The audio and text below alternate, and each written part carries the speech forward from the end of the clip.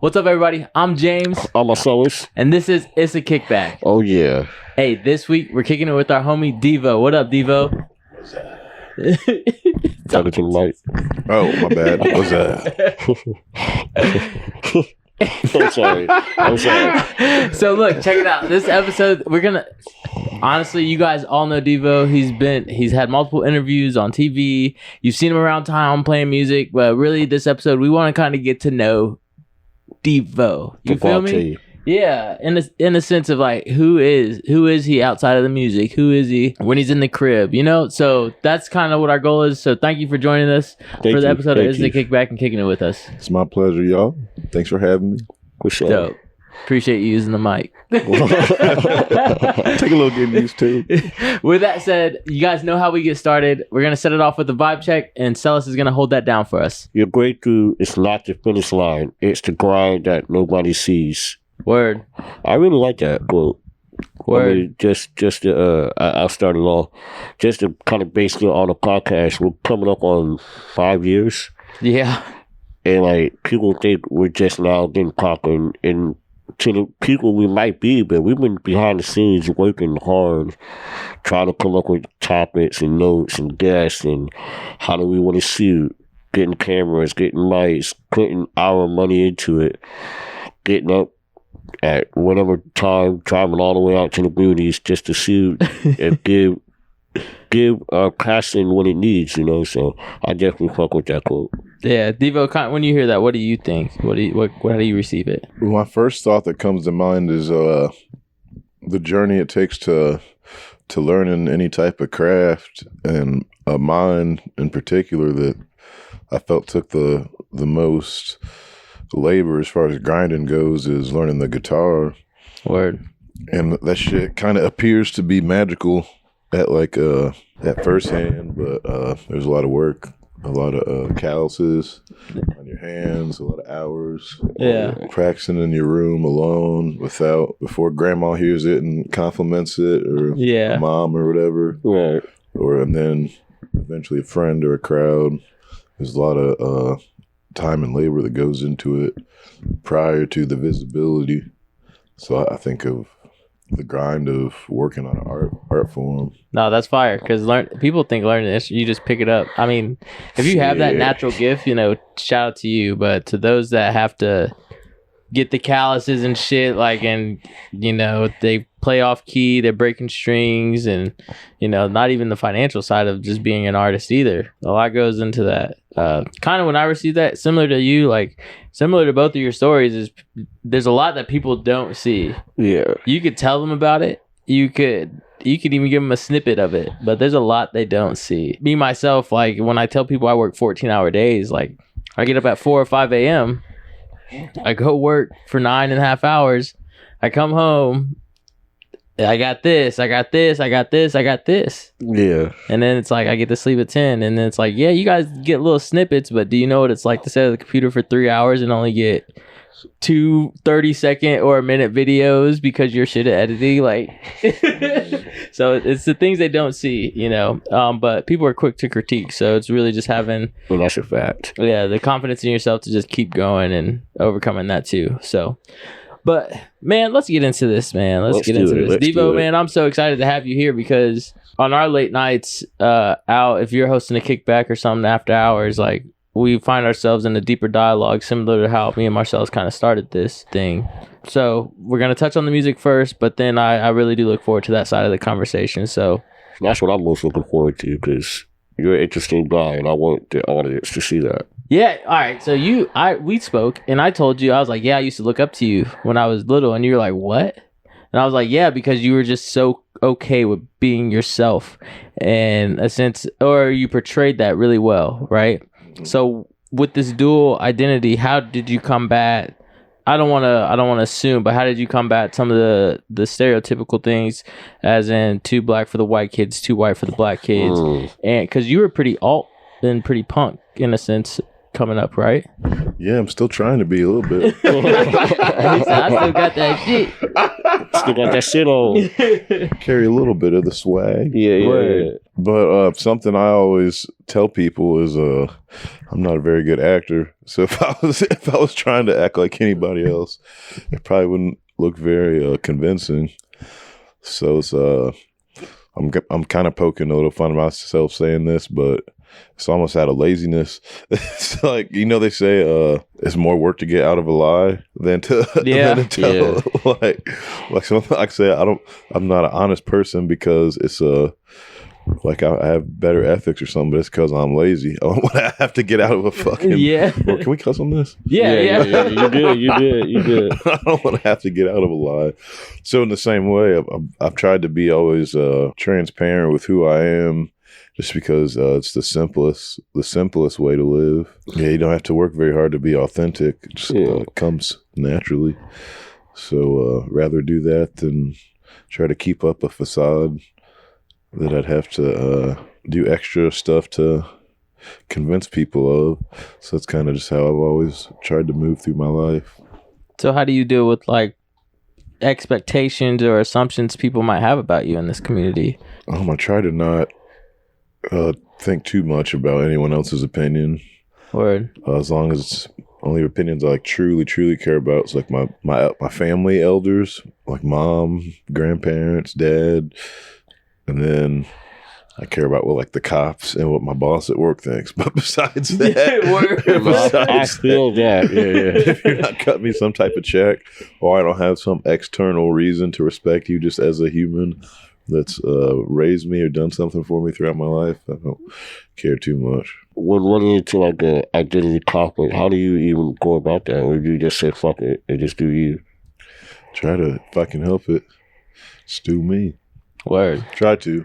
Don't always, but try to do my best to, if I can help it. So does that also reflect in your music? I think so, for sure, because music in particular, especially getting into music around the time when the internet was getting real accessible for more of the common man. Mm-hmm. So grandparents have computers, my mom has one with internet, and getting exposed to a lot of national wide different types of music and stuff that maybe I wouldn't have had access to in the earlier 90s because I was into like more punk or emo stuff. That's always shown in my music. That's because that's what I was listening to. Yeah. So you have a duality too, as the Count and Windbreaker, group and solo. Yes, sir. What does that stem from? I think primarily I always more considered myself the guitar musician and the songwriter with that set of tools like guitars and bass and singing and stuff.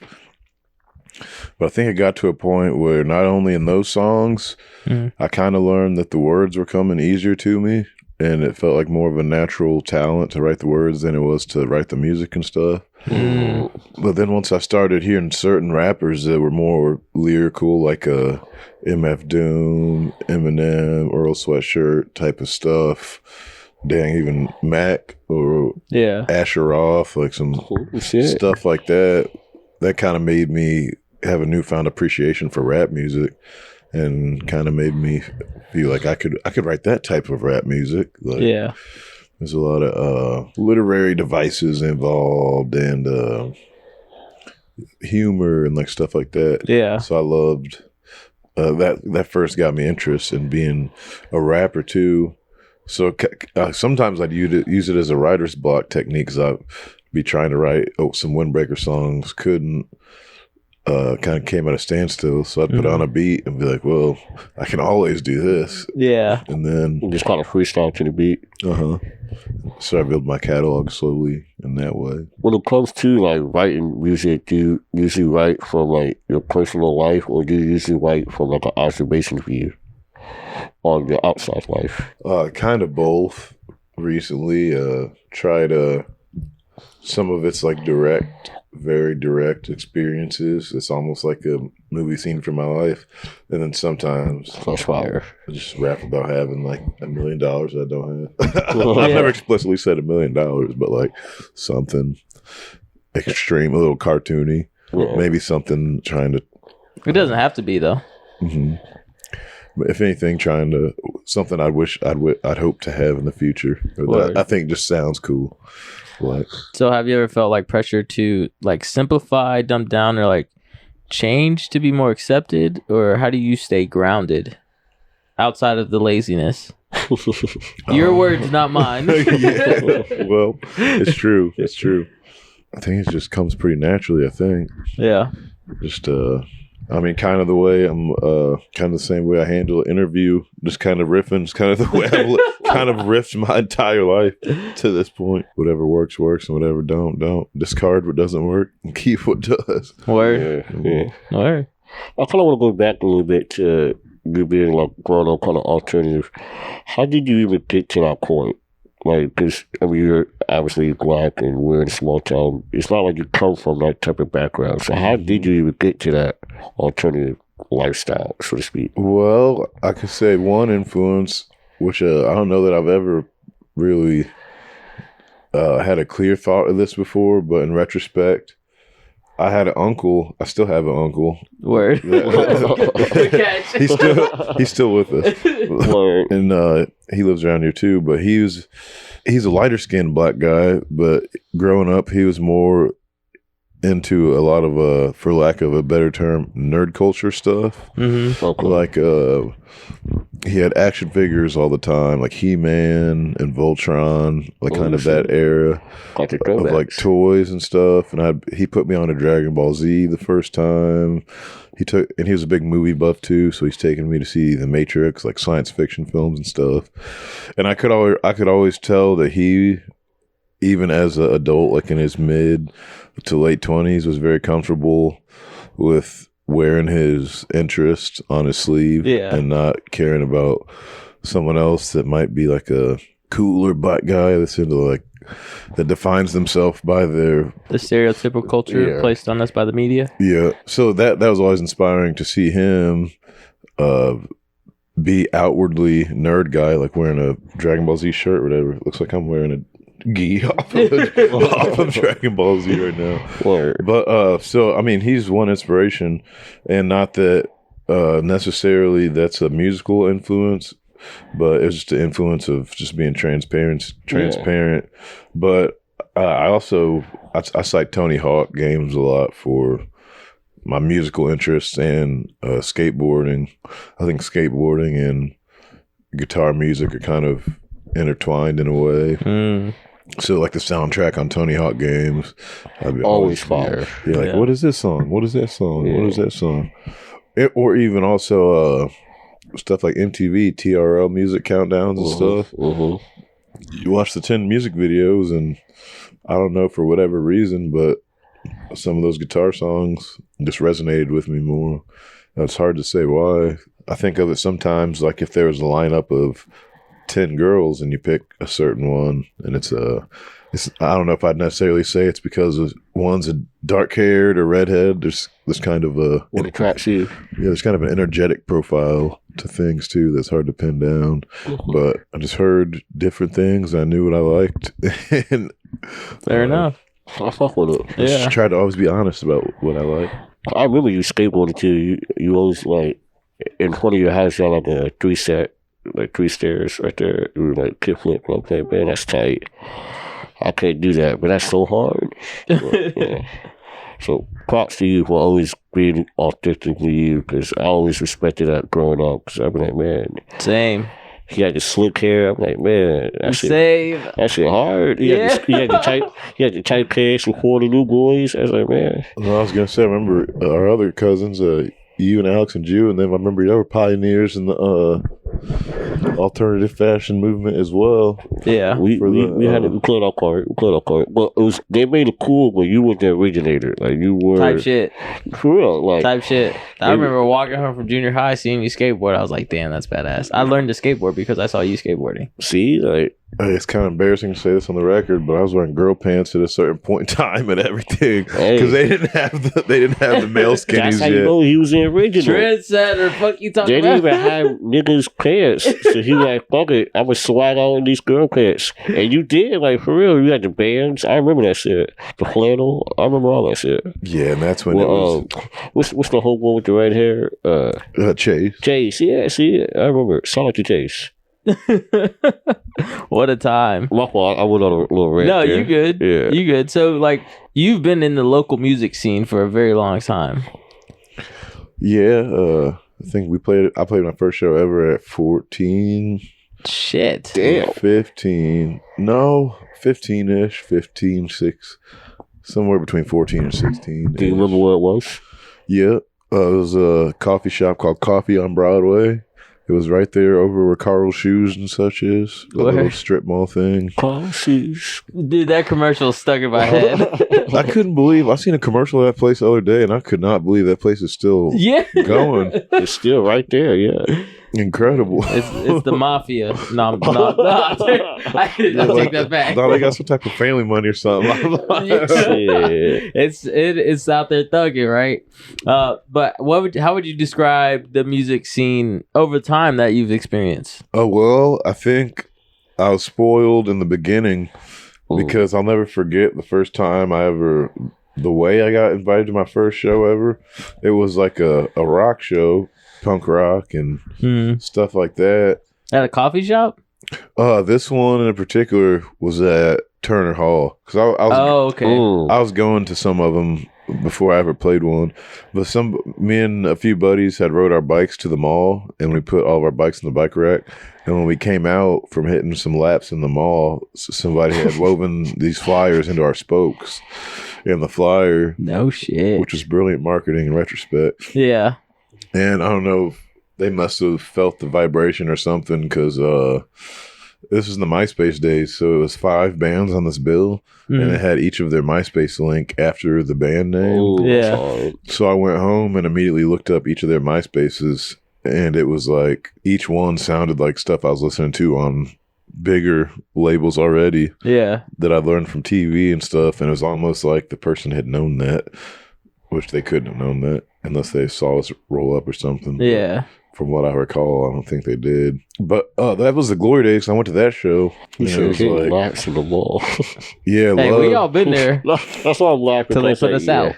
Yeah. Yeah, I think it was $5 for the tickets that night to go to Turner Hall. I think it's pretty packed from what I remember. Had our parents drop us off there and stuff and pick us up 2 hours later. But that was a life-changing night because I think 75% of them were local bands and like 1 or 2 were in town touring. And that changed my life because like I didn't realize there was this many talented bands within the confines of Quincy. So that kind of inspired me to know it was a possibility to do for myself one day. And there was consistently a lot of shows at that same venue, Turner Hall. Yeah. Over the next 2 years or so. Because I think I was around 14 at that first show. And they would pretty much every weekend, if it wasn't Turner Hall, this venue, the Blue Onion, would have shows every Friday or Saturday. And then there'd be always some one-off random venue that you'd never heard of before that would, like we'd have to pick between shows a lot of weekends. Like Eeny, Meeny, Miny, Mo. Damn. And sometimes separate the friend group. Like, I really like Without Wednesday, I'm going to see them with Blue Onion. I'm like, I'm sorry, dog. I ride with Red Medic. I'm going to Turner Hall. Like, I'll see you next weekend.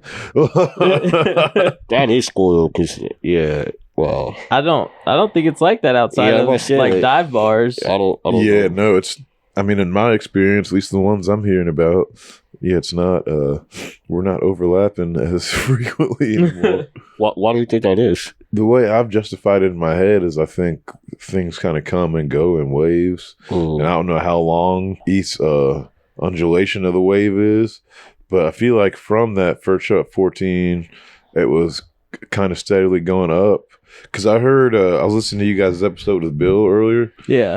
And he was talking about the Worlds Collide shows he used to have with the rock and rap. I feel like that was kind of the end of the good wave. Yeah. And then kind of slowly started declining.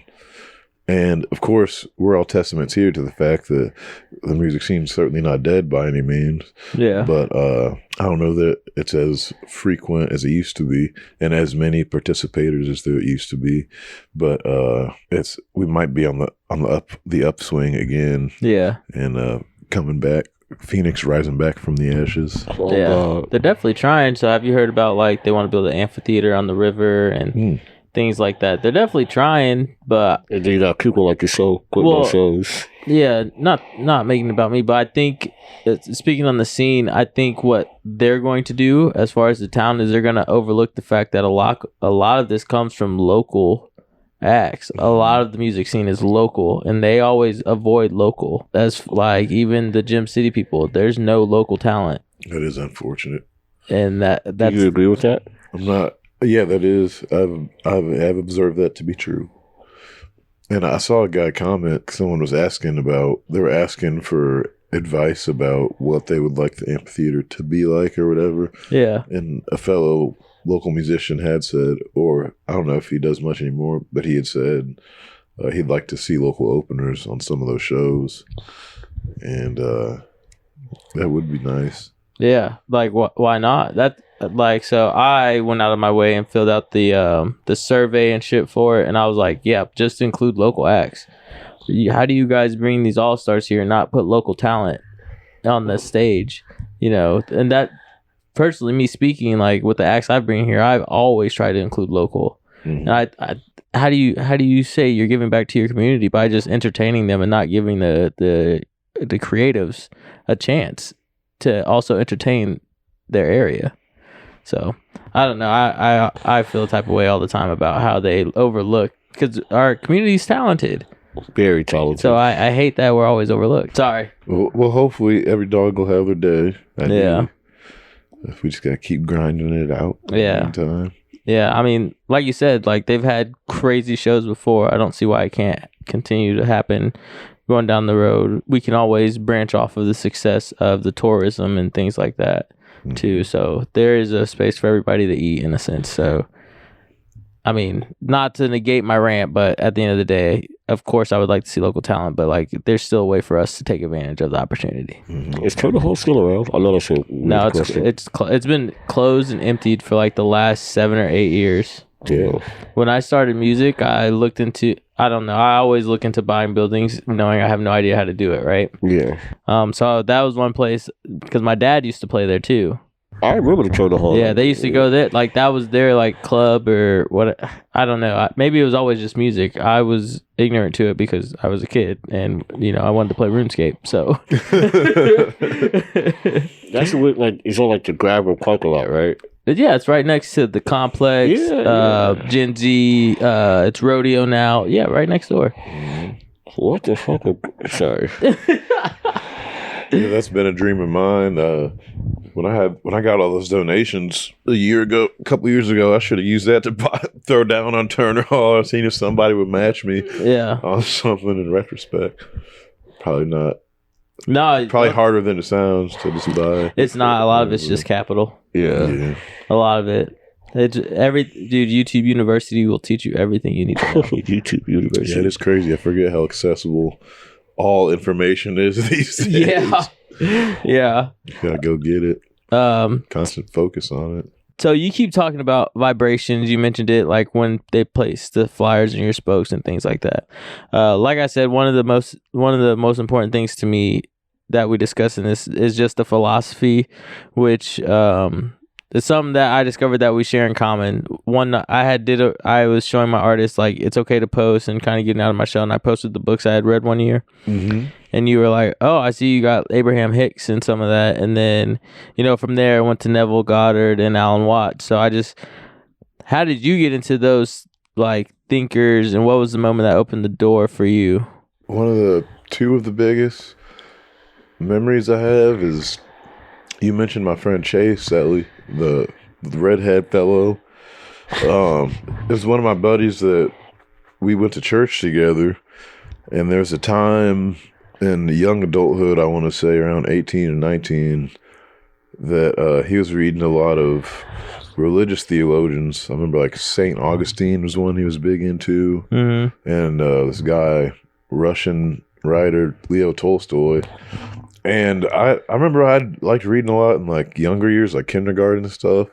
But I kind of got sidetracked with music and skateboarding as a teenager.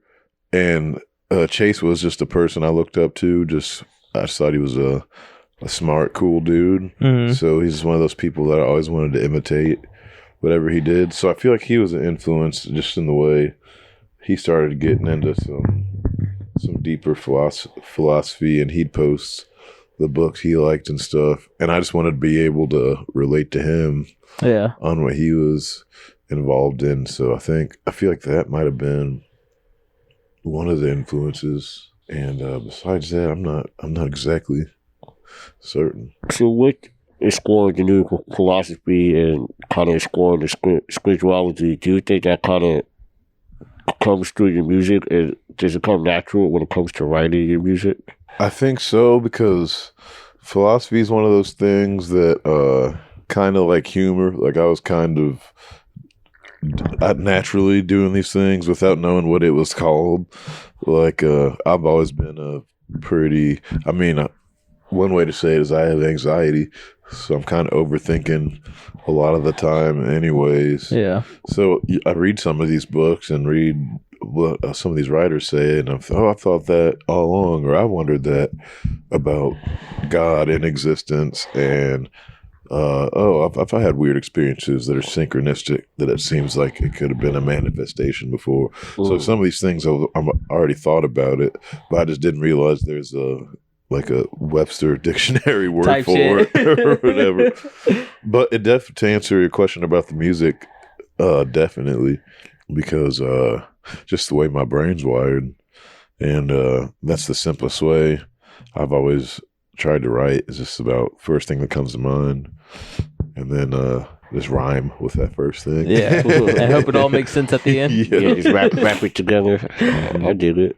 So one of those creators, Neville Goddard, he has this idea of imagination shaping our reality. How does it, when you kind of dive into his philosophy of things, what do you relate to that, or do you feel like it's shown up in your life? I think certainly, and there's two ways I kind of zigzag between the two, because there's kind of a mystical way to think about it, and then kind of a more materialist, or what some might call a practical way to think about it. Which one way is that the imagination, just the mystical version, is actually inextricably linked and intimately linked to what others would perceive as reality, and they're not even two separate phenomena at all. It's just from our individual vantage point, it feels separate, but it very well may not be. So that's one way to think about it. But a second way to think about it, which it can help, no matter which one is true, is just helping with focus, as far as like hypnotizing yourself. So just having something repeating in your mind over and over. If you're thinking about it consistently, then of course your actions are preceded by thought. So if you're thinking about something more often, you're more likely to act on it. Yeah. So I think I think in both of those ways in my own life. I think the mystical way, I feel like it's bared fruit in my life, and the other more practical way as well. Word. It's hard to tell which one it is all the time, but I definitely think it's a good thing to investigate, if nothing else. Yeah. I was surprised that you had made the comment about the Abraham Hicks, and I was the conversation had kind of wowed me in a sense when we had it, because we were a little lit, like legit what me and Marcellus used to do at parties, like. So we were lit, but it was just like we had this deep conversation about their understandings, and you were breaking it down, and I was just like, I'm barely scratching the surface, but holy fuck, like I've been looking for this.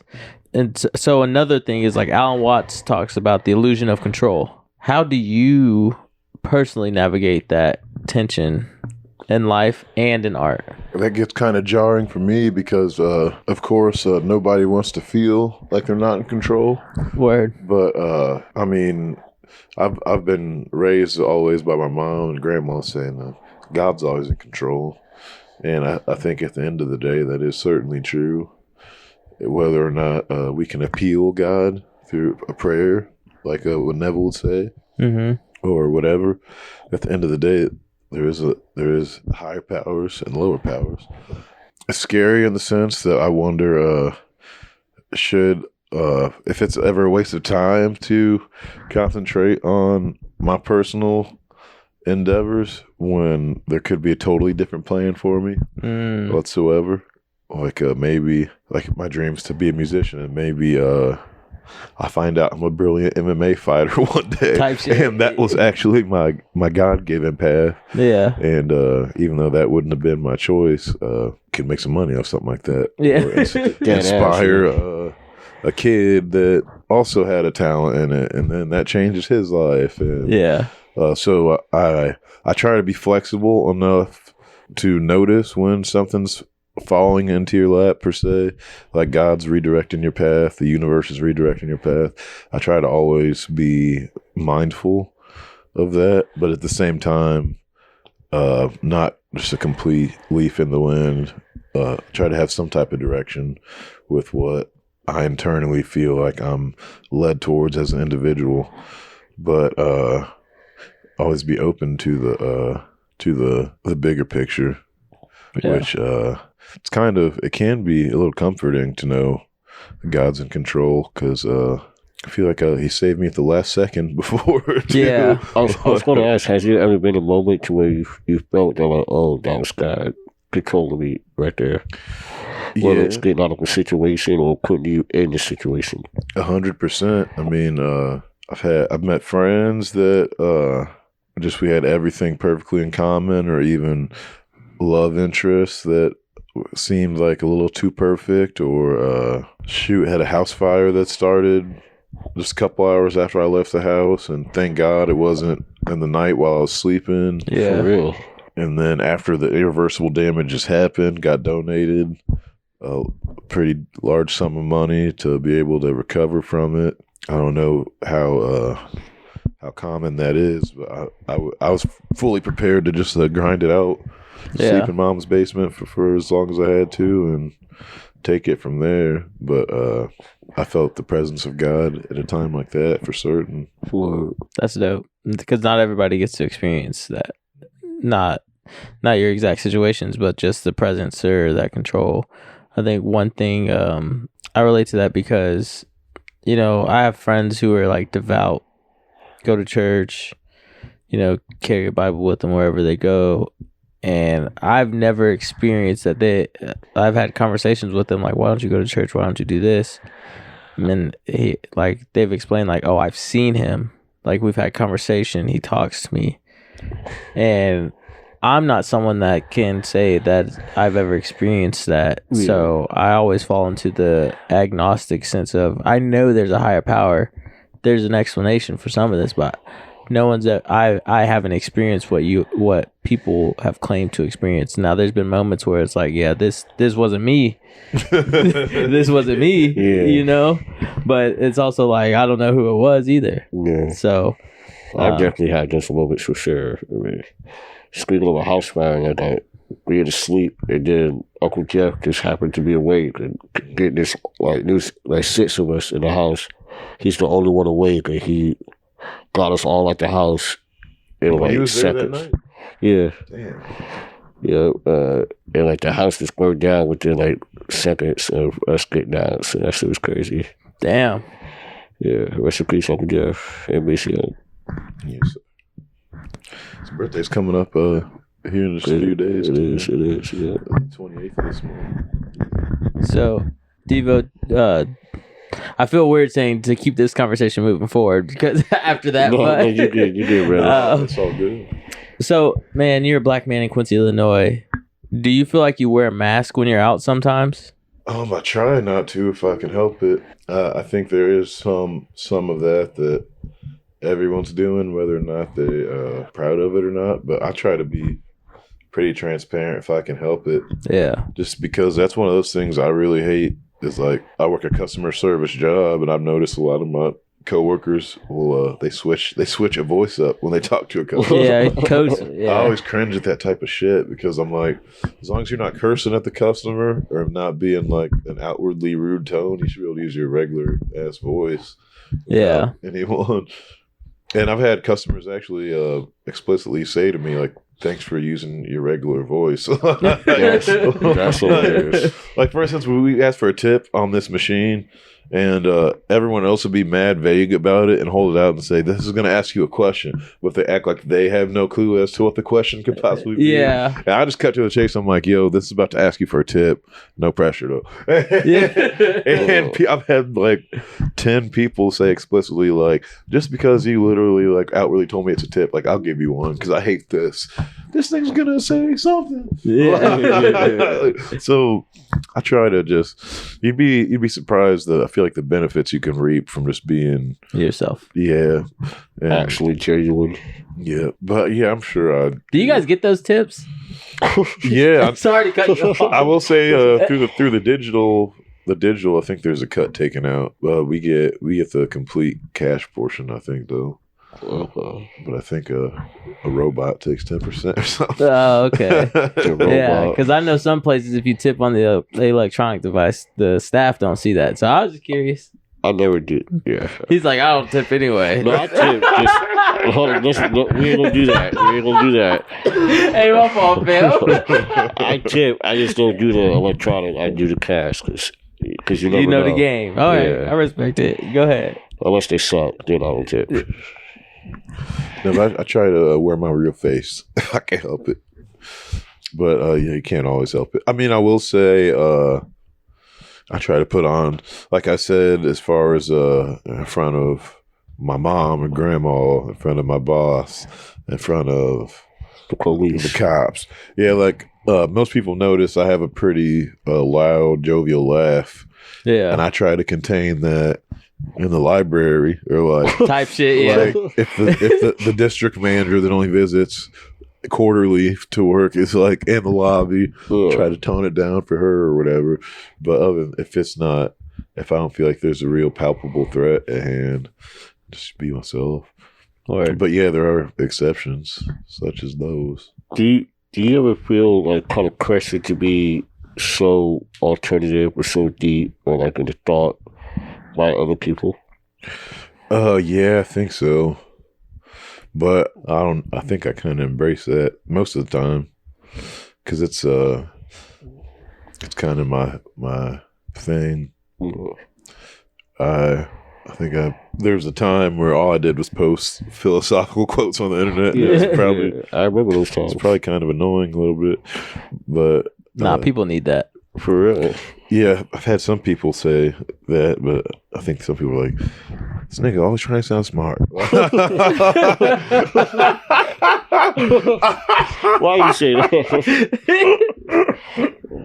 Which it can get into cringy territory, but I got a question. I don't know if y'all know who Gia Davis is, but he always says "bu." I got a question. How do you deal with being just Debo? Every time I see you, Debo, Devonte, Devonte. Like, how do you deal with that? Because I've seen you times like compare yourself to like not put on the front, but like compare yourself to talk to someone when you're just trying to have a beer. Yep. Yeah, that is annoying. That's He's like, high key, leave me the fuck up. No. no. I mean, it's something I grapple with, especially because if I had it my way, I feel like to be a musician that is successful enough to like make a living off of it without having a side grind, day job, or whatever. Yeah. Like you'd have to be in the public eye and Yeah. be social, probably a good bit of the time, and I really don't like because like I've known you guys for years. We grew up together. You're my cousin, and known James for at least half a decade now. Yeah. So like these conversations are easier to have, but like just some kid that's like, hey, I seen your work, or I heard your song on the internet, or seen a clip of you playing, like, and like you might be on a date, or you might be trying to get a date. Yeah, It's not always, because people don't always have the best discernment about when to approach somebody. You could be at the damn urinal or something at dinner. Like, but I think just to know, no one's. I feel like most people's intentions aren't to annoy you or anything, even if that is ultimately if they end up doing. Yeah, ignorance is bliss, I guess. Yeah, I say that more than enough on this motherfucker. Yeah, I try to be flattered, I guess. Like, damn, I can't believe, because I don't want to talk to most people anyway. So the fact somebody does want to go out of the way to talk to me, maybe I should be grateful for that. Yeah, nah, I get that too. So we're nearing the tail end of this, man, and I just want to say, what if you could speak to a version of you from 5 years ago? Is there anything about you today that would surprise him? I think 5 years ago, man, it's pretty crazy because nowadays, because of like Facebook memories and stuff, I have a real concrete image of exactly where I was 5 years ago, and it don't feel like if they gave me one of these photos and had me guess what year it was, I wouldn't have said 5 years ago. I would have said 2 or 1. Like it feels like they're going by it like that now. So I'm like, damn, I still am the 5 years ago Devo, even though of course I'm 32. So that was 27, 32 were severely different numbers. But you're only 32. How old did you think he was? My birthday's actually next Wednesday. I always thought he was like, I don't know. I always say he was like a couple years old. Everything is all happening right now, though. So yeah. But I think I think I can see growth in songwriting and stuff. With I think if there's songs that I've written in the past 2 years and I showed the 5 years ago version, he'd be like, "Oh, nice, man," or just seeing how I've matured socially, or even doing a few more push-ups than I used to 5 years ago. Word. Turn up. Yeah. Trying to always. We need all the W's. Yeah. Got a couple raises. Did not get fired. Stayed at the same job for 5 more years. Hell yeah. That's a win. A lot of people cannot say that. Shit, I can't say that.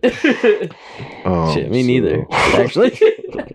And managed to stay out of trouble, stay alive. I have some friends I've known in my life that some of them are not still with us in this realm at all. And so, rest in peace to those that we lost. Some of them are with us, but they're not where they want to be. Word. As far as might be in some trouble. Yeah. If you could speak to yourself 5 years from now, like in the future, what would you hope to say to them? Or what advice, like where I'd like to be in 5 years? Yeah. Shoot. I always struggle with extravagant fantasy and realistic expectation. Like, it's a fine line. It's hard because, like, part of me wants to say, like, I want to be paying my mom's rent. I want to be paying my dad's rent. All my siblings' rent, which is 3 people. That's 3 siblings. Yeah. 2 of them got kids. That's like 10 people right there. Yeah. And I'm like, I'm probably not going to be Elon Musk in 5 years. Yeah. But, Hey, I mean, if you wanted to, you know what you would have to do. So yeah. What is that? What does that mean? Never sleep again. I sleep a little bit. I'm just saying, like, no. What I'm saying is, like, you would have to like switch up some things to get on that route. That's all. And you kind of just casually go, and you've admitted to that. So I just say. But so it's like they don't have to be so far. Sorry, that's the optimism in me. Is they don't have to be 2 very different things. It can be reality too. Like the option's there. It's a decision. Everything's a decision. You make a decision. Execution and such. Yeah. I saw something today. I'm butchering it, but they say if you see something, don't put a fear on it.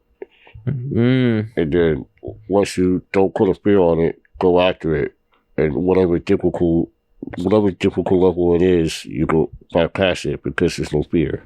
Is that what you sent me earlier? You sent me that, but I'm just trying to, Oh, okay. I'm trying to act like I said it. I was like, I feel like I heard that. I'm trying to act like I made it up, You should have just said, yeah. Corrected it off screen. I just want to. Well, yeah, type shit. Give him his flowers. You can do it, bro. And you're super talented. Like, man, you've been doing this shit for years, and like I said earlier, like I looked up to you in many ways, not just fashion, but in life. Like, the way you handle yourself in social situations, I don't know if I could do that as much as you do, because I'd be like, nigga, get the fuck out of my face. The dude came up to me, I was on a date one time, Sully, what's up? I'm like, you see what I'm doing. So, like, the fact that you had the discernment to, like, hey, what's up, man? Like, that's really honorable, and thank you for doing this podcast, because I wanted you to come on and express the real you, because a lot of people don't know Debo. Well, excuse me, a lot of people don't know Devonte. They know Debo. They don't realize they know Devonte, I think. Yeah. Because everybody else is wearing a mask, so they kind of assume. Hopefully they got a little more insight through this. So, for sure. And it's my pleasure. I appreciate y'all having me too. Yeah, it was dope. It was dope, bro. Thank you. But yeah, with that said, I'm James. I'm Marcellus. And this was a Kickback. Peace.